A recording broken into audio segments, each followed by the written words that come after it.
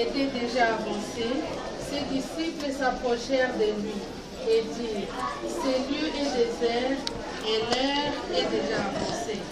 Renvoie-les afin qu'ils aillent dans la campagne et dans les villages, les environs qui s'achetaient de quoi à manger. Jésus leur répondit, donnez-leur vous-même à manger. Mais ils lui dirent, irons-nous acheter des pains pour 200 deniers et leur donnerons-nous à manger? Et il leur dit, combien avez-vous de pains? Allez voir. Ils s'en assurèrent et répondirent, 5 et 2 poissons. Alors il leur demanda de leur faire tous asseoir par groupe sur l'herbe verte.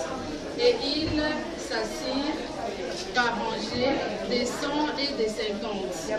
Il prit leurs 5 pains et les 2 poissons, et levant les yeux vers le ciel, il rendit grâce, puis il les rompit les pains, et il donna aux disciples afin qu'ils les distribuent à la foule. Il partagea aussi les 2 poissons entre les tous. Tous mangèrent et furent rassasiés. Amen.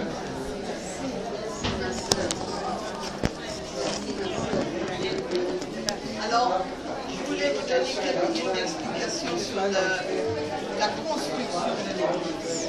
Mais d'abord, je voulais vous demander quelque chose. Si Jésus a nourri toute cette foule avec 5 pains et 2 poissons, quel genre de nourriture vous pensez que ces gens prenaient avec eux à la maison? Qu'est-ce que c'était?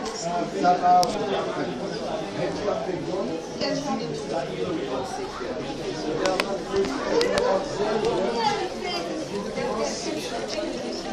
c'est exactement ce que je voulais entendre. Hein?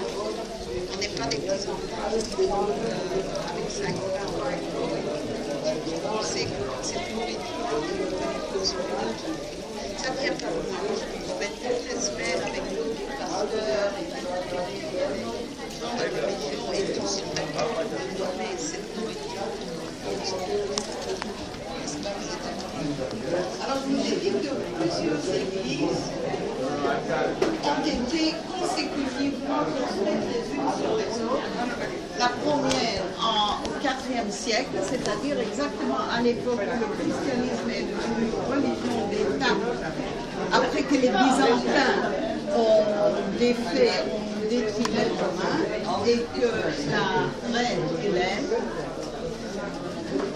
a incité son fils Constantin à faire du christianisme la religion de l'État. La première église fut construite ici à cette époque-là, une deuxième au 5e siècle, une troisième au 7e siècle. À cette époque-là, il y a eu beaucoup de mosaïques. Dans le pays entier, on construisait à cette époque-là des églises et le mosaïque était devenu une grande mode.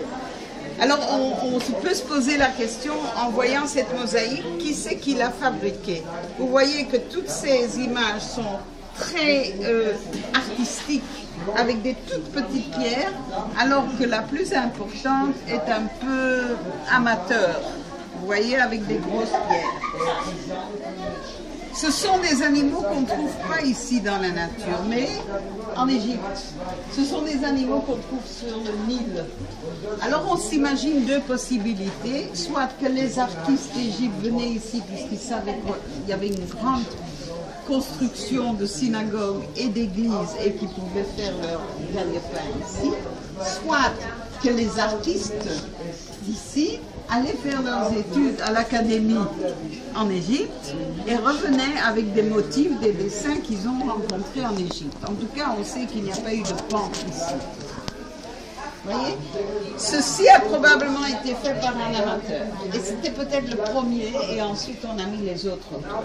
Alors plus tard, quand on a fait l'église actuelle, on a réussi à remonter ce sol des églises anciennes, de l'église ancienne, en mettant du béton dessus, en creusant et après en enlevant le béton.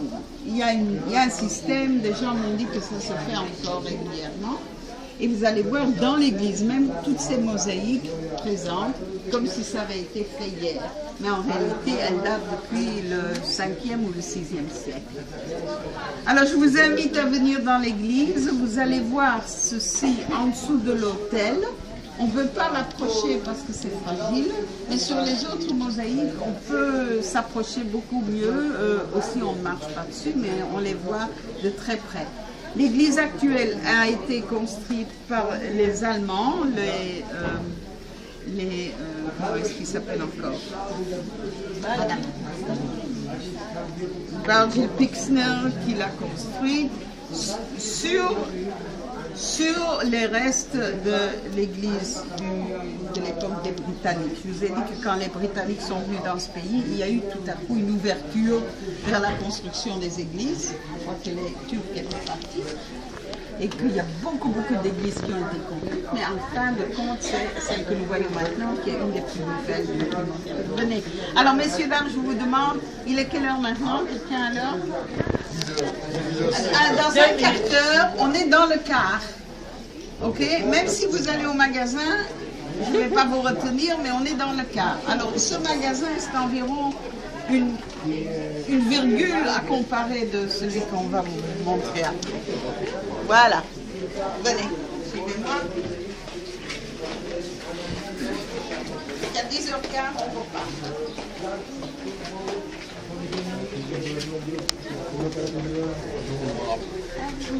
Comment ça va? Bien dormi.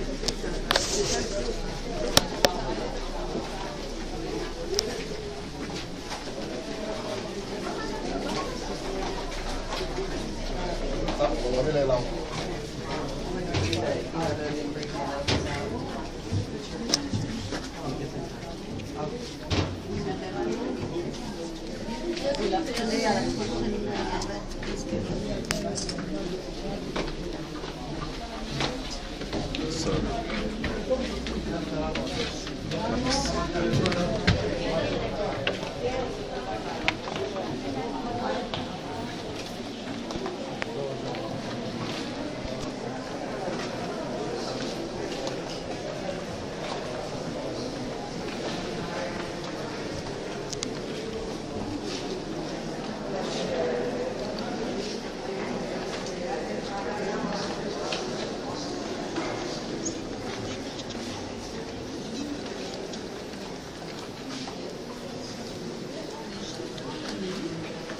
Selon le degré d'eau, selon l'endroit où l'eau arrivait après la saison des pluies, qu'on savait en Égypte quel genre d'impôt il fallait imposer aux gens, parce que quand il y avait beaucoup d'eau, il y aura une bonne saison et on impose des impôts importants. S'il y a très peu d'eau, il y a très peu d'impôts. Alors, on se dit que si on a eu l'idée de placer cette mosaïque ici, à côté du lac, c'est qu'on avait le même problème ici, sinon il n'y aurait pas eu intérêt à la poser. Et moi, je dis que si, quand il y a 1500, 1500, il y a eu ce problème d'eau, et on existe encore toujours, alors le problème d'eau d'aujourd'hui va encore nous faire vivre dans ce pays de façon fertile pour encore 1500 ans. J'ai confiance. Parce que nous avons des années, parfois 4-5 ans, où il n'y a pas beaucoup de pluie, et que le lac baisse, le niveau de l'eau dans le lac baisse. Non, c'est ça. Hein? Donc c'est selon le niveau où arrive l'eau qu'on savait si c'est stable ou non. Alors, si vous voulez, la mosaïque des poissons se trouve en dessous de cet autel.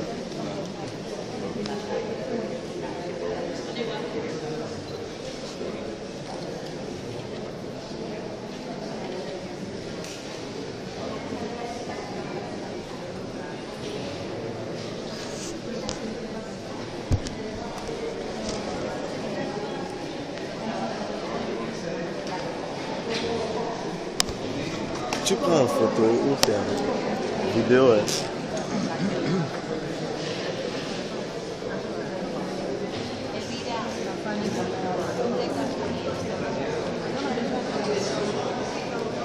ça va faire des photos là. Ça va pas sortir.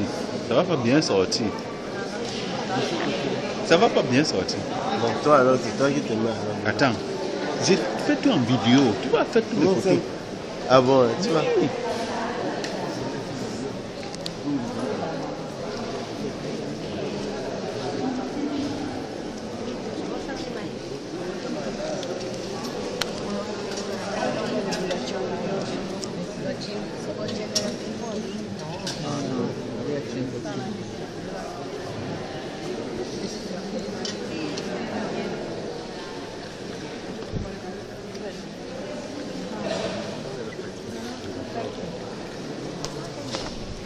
Julián está de primero.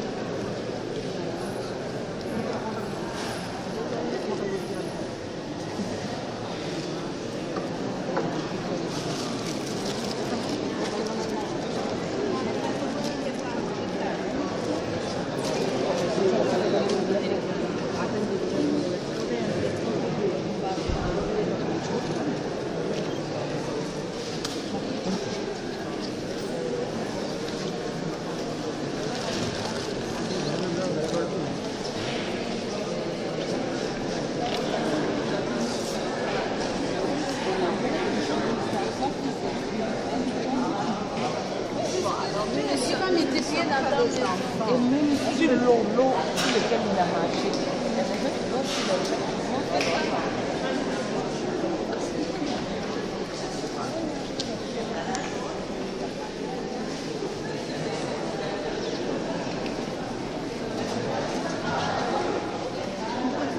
Vicente.